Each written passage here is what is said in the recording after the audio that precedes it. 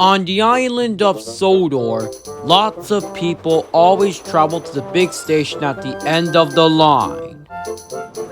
Engines from the other railways sometimes pull their trains, and they spend the night on Sodor and go home the next day.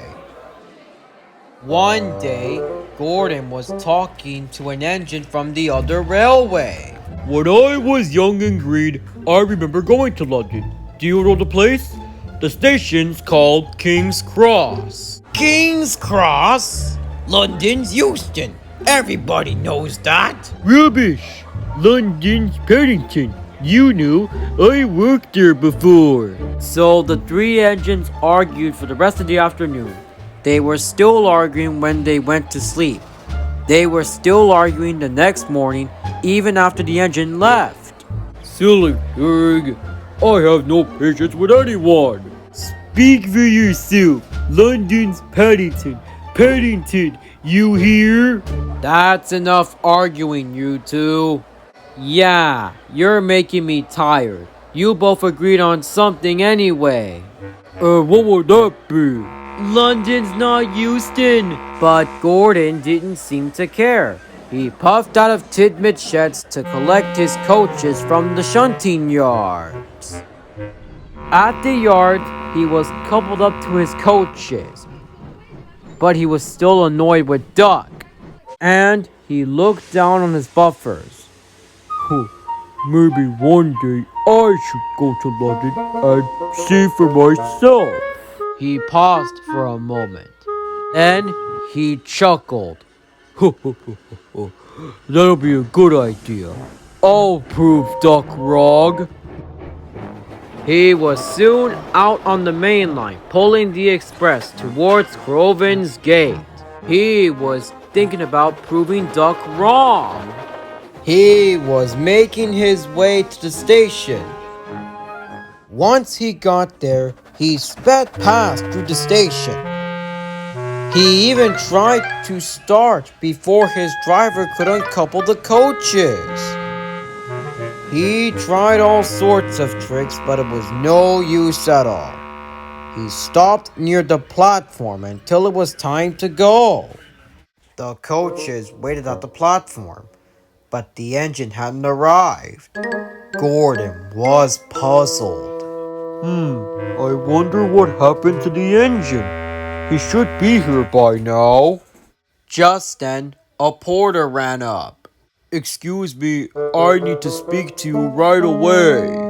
Alright, I'll be right back, Gordon. Gordon felt even more puzzled. A few minutes later, his driver came back, looking excited. You'll never guess what, Gordon. The engine for the express turned over when it was coming out of the yard. Nothing else can come in or out. They want us to take the train to London, and Sir Topham had agreed. Gordon was pleased. He'll finally get his chance to pull the train to London. Soon, he was coupled up to the coaches and set off to London. It would be a long journey to get there. But Gordon didn't mind. He would love a good long run to stretch his wheels beyond the railway. Express coming through! Gordon was soon on his way to London. Elsewhere, Thomas and Edward were resting at a siding near Tidmit Station. You know, Edward, I would really love to go back to my branch line. I've been helping out with the mail train. Let's hope so. As soon as Percy gets back from the works, Sir Topham Hatt will let you go back to your branch line. Soon enough, Sir Topham Hatt arrived on a fully repaired Percy. Percy, you're back! Indeed I am, Thomas. Sir Topham Hatt stepped out of Percy's cab. Thomas and Edward, just the engines I want to see. Thomas and Edward were puzzled until Sir Topham Hatt showed them the newspaper. And it had Gordon on the front cover. Famous engine at London Station? Police called to control crowds? And that brings me to my other good news. Thomas, thank you for helping out on the mail run. Tomorrow, you will return to your branch line. Oh, thank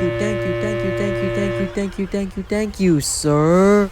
It will be lovely to pull my coaches and be out on my branch line again. Just then, Gordon arrived with the express. And he stopped beside Edward and Thomas. Welcome back, Gordon. It's good to see you again, Gordon. I hope you enjoyed yourself at London. No, I haven't, sir. Why ever not? London's all wrong. They changed it. It isn't King's Cross anymore. It's St. Pancras.